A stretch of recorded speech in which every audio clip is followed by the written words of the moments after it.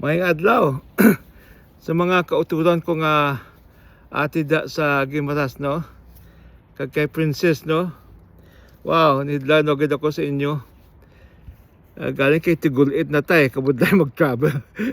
Lang taon ta lang kung mag-pray lang ka mga base maka-travel ako liwat kag kita ay kita.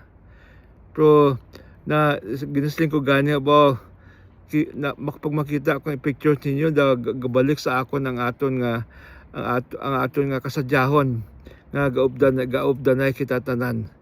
So really, patang nami nga memory sa akon nga naga kita nakita na sa ara ako dala. So anyway, gusto ko lang i-remind sa inyo nga ang sistema nato, no, nga ang 10% ng inyong produkto ay ihatag nyo kay Pastor Dance, no, Bautista. Kay alam mo, balaan mo, kung wala si Dance, hindi naman ko matulungan. Si Dance ang reason nga kag biblical gina sa Bible gina yang ang 1/10 sa inyo nga produkto ihatag nyo sa inyo nga pastor. Amo nang sa Bible ginasiling. So I hope nga ginahimo ninyo ina kay hindi maayo nga wa ka lang nga kwa, no, nga wala ka mo ginahatag in return. So I'd like to encourage you na himuon nyo na ang 1/10 ng inyong produkto ihatag nyo kay Dance. Anyway, ang gusto kong ihambalon sa inyo subong, ang inablang balaan mo, ang pangabuhi hindi man sadya tanan, no? Kisa may time nga kasubo. Pero sabi sila sa ala ko na if you remember na aksidente ko tapos pagbalik ko sa Pilipinas sa US, nasubok ko tapos nagbakasyon ako sa isa ka lugar nga damo sang bato na tipalo ako tapos nabaling akon nga ribs tapos akon nga risk. Na-depress ako na nasubuan ako nga subuan naman ni nga kwan. Di ko sa Ginoo nga man nga daw ginahimo ko nga depressed ako, no. Isa pa alam mo problema dali kasi akong wala sang sun kag puro lang tugnaw naga-depress ka. So think ko how can I get rid of this? Paano ko na makuha ang depression sa akong pangabuhi? Gabasa ko sa Bible, ko ang madagko nga tao sa Bible naga-depress man. Pero sabi kay Job, hamak mo na patay ang mga bata niya, na bankrupt siya, tanan niya nga ang iyang riches na nagwa, magkwata niya, gwa tanan. Kina-depress siya si Elijah. Dako ang tao na depressed man. Si David, King David, hari na iya. Hamak mo niya, I'm worn out from sobbing. All night I flood my bed with weeping, drenching it with my tears. My vision is blurred. Kanya kada gabi ako basa ang akon mata, hindi ako makita kay tungod nga kasubog sa akon kay tungod nakadamo sa akon nga mga enemies. So depressed siya. Si Moses na depressed man. So hindi lang kita ga-depress mga tao nga dagkuan mga tao ga-depress man. So paano naton mabalik ang aton nga joy sa aton nga pangabuhi kung na-depress kita, no? Ang nakita ko sa Bible, nakita ko sa Bible nga ara sa Matthew 12:30-31, love the Lord your God with all your heart and with all your soul and with all your mind and with all your strength. Love your neighbor as yourself.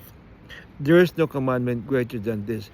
Kung ano mo sa Ilonggo, kinahanglan palanggaon mo gid ang Ginoo, kag palanggaon mo gid imong kapwa nga tao.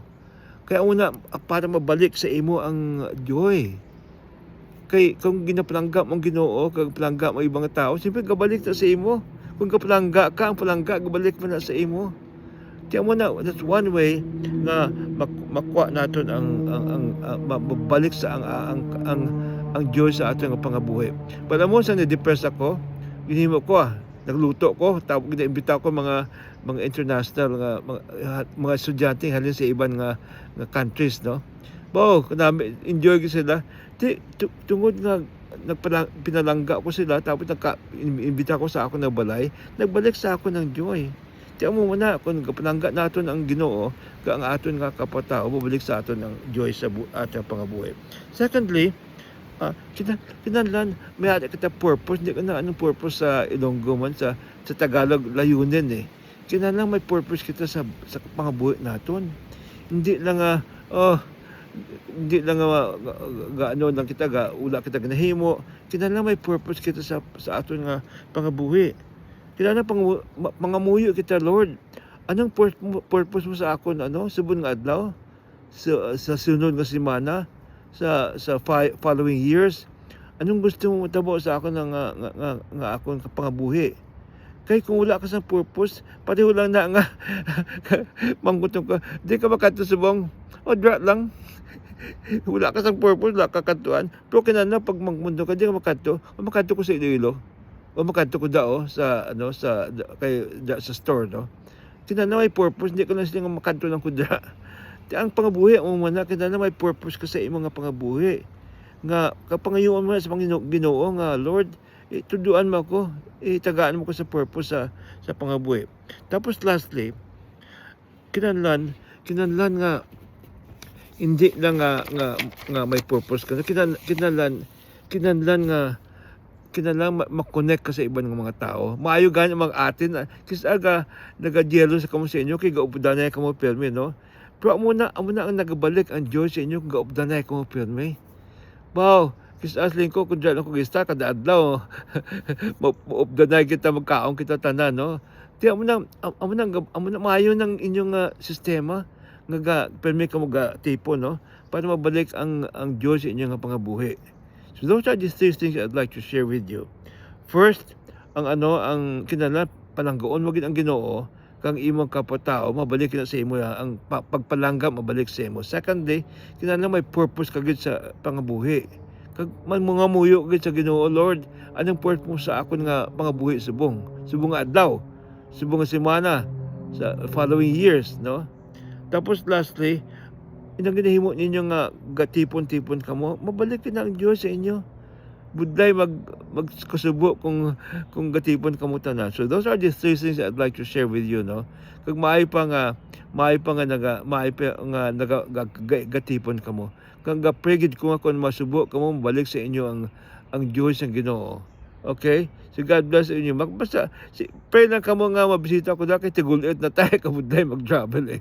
So just pray lang kamo nga maayong akon nga health para makabalik ako, makakita liwat. Okay? God bless all of you. God bless. I love you. Palangga gid namon kamo tanan.